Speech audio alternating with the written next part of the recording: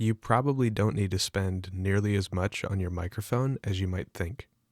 Right now, you're listening to the Fifine AM8. This can be purchased brand new on Amazon for about $50. It's a USB/XLR microphone, so it has both a USB port as well as an XLR, output. And it's a pretty good sounding dynamic microphone. I think this sounds pretty good. I'm going to go silent and you can listen to the noise. It's a very quiet microphone that actually has pretty decent plosive rejection. I wouldn't, get right up on it. It's not very wise, but right now you're hearing it dry. So I'm not doing any processing to it. You're just hearing a straight dry AM8. And this would be my recommendation for just about anybody who doesn't have a microphone and they're thinking about getting one. They don't know what to get. I'm going to compare it to what was kind of the previous thing that everybody would recommend for cheap, and that was the Behringer XM8500. So let's switch to that. So now I've switched to the Behringer XM8500. Personally, in my opinion, I think this sounds worse than the AM8. And nowadays, they're like the same price, dude.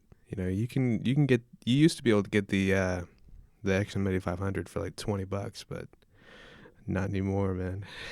It went up in price, and now, the AM8's the better option. People need to stop recommending this thing. Anyway, let's go back to the AM8. All right, and we are back on the Fifine AM8. I kind of like to call this the poor man's SM7B because genuinely, it's a good dynamic microphone, and it's fucking dirt cheap. Right now you're hearing it dry, but I'm going to go ahead and process it so we can kind of hear the potential it has if you are the type to sit in the DAW and go wild. So now I've gone ahead and applied a little bit of processing to the Fifine AM8. It's nothing major, but it certainly is an improvement. Again, this is right here. This is how it sounds completely dry. This is with nothing on, and then this is with stuff applied. This is EQ and a de-esser and a little bit of background noise removal and a compressor. So that's what's on this right now. So I would say that the Fifine AM8 has a lot of potential to sound really fucking good if you really sit down with it, and process it and all that. But again, even completely dry, it's really not terrible. It certainly could be better, but I would take the processed over the dry. But it didn't take me long. It took me I didn't show what I did, obviously, but it took maybe 5-10 minutes at the very most to dial in what I think sounds pretty good on it.